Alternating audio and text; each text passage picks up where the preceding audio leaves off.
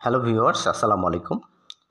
স্বাগত জানাচ্ছি হুমায়ুন আহমেদ রচিত দেবী উপন্যাসের ১৯ নং পর্বে। পাঠ করছি দেলোয়ার সৌরভ। সারাটা পথ নীলু চুপ করে রইল।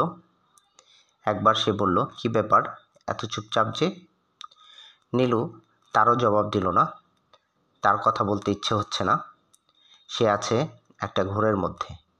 গান শুনবে? গান দেব? নীলু মাথা নাড়ল। সেটা হা কি না তা স্পষ্ট হলো না। কি গান শুনবে? Country music? কান্ট্রি মিউজিকের কার গান তোমার পছন্দ? নীলু জবাব দিল না।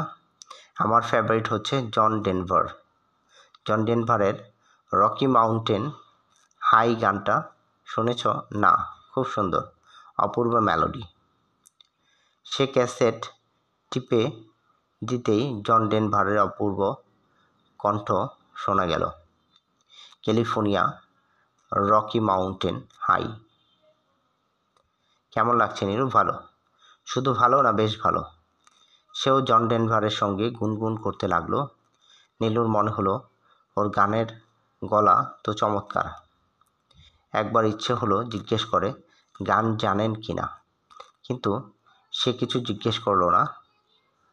তার কথা বলতে ইচ্ছে হচ্ছে না। গাড়ি কোন দিক দিয়ে কোথায় যাচ্ছে তাও সে লক্ষ্য করছে না। একবার শুধু ট্রাফিক সিগনালে গাড়ি অনেকক্ষণ দাঁড়িয়ে রইল। একজন ভিখিরি এসে ভিক্ষা চাইল। সে ধমকে উঠল কড়া গলায়, তারপর আবার গাড়ি চলল। নীলু ফিসফিস করে বলল, কটা বাজে? 7:35। তোমাকে 8টার আগেই পৌঁছে দেব। আপনার বাড়ি মনে হয় অনেক দূর? শহর থেকে একটু দূরে বাড়ি করেছি। কোলাহল ভালো লাগে না। Far from the Madding Crowd. কার লেখা জানো? না, টমাস হার্ডির। পড়ে দেখবে, চমৎকার। অথচ ট্র্যাজেডি হচ্ছে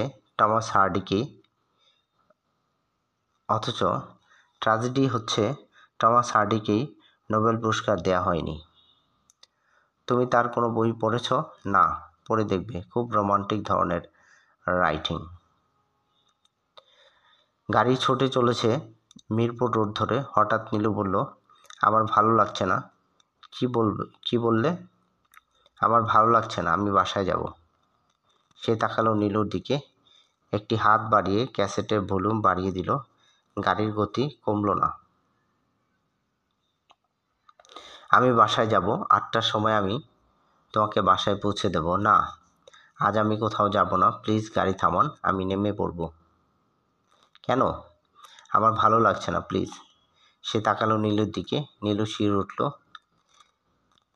এ কেমন চাহনি, যেন মানুষ নয়, অন্য কিছু না।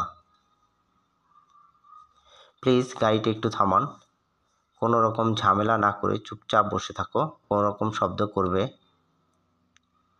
আপনি এরকম করে কথা বলছেন কেন? গাড়ি গতি কমেই বেড়ে যাচ্ছে। ঝড়ের গতিতে পাশ দিয়ে দুটো ট্রাক গেল। লোকটি তার একটি হাত রাখল নীলুর উরুতে। নীলু শিউরে ওঠে, দরজার দিকে সরে গেল। লোকটি হাসল। এ কেমন হাসি? গাড়ি থামান, আমি চিৎকার করব। কেউ এখন তোমার চিৎকার শুনবে না। আপনি কেন আমাকে ভয় দেখাচ্ছেন? আমি ভয় দেখাচ্ছি না। আমি আপনাকে বিশ্বাস করে গাড়িতে উঠেছি। আরও কিছুক্ষণ থাকো, বেশিক্ষণ নয়, এসে পড়েছি বলে। কি করবেন আপনি? তেমন কিছু না। নীলু এক হাতে দরজা খুলতে চেষ্টা করলো।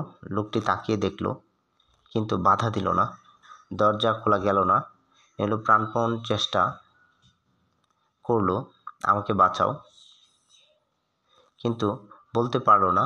প্রচুর ঘামতে লাগলো, প্রচণ্ড তৃষ্ণা বোধ হলো। এই ছিল পর্ব 19। ভালো লাগলে অবশ্যই শেয়ার করবেন, চ্যানেলটিকে সাবস্ক্রাইব করবেন।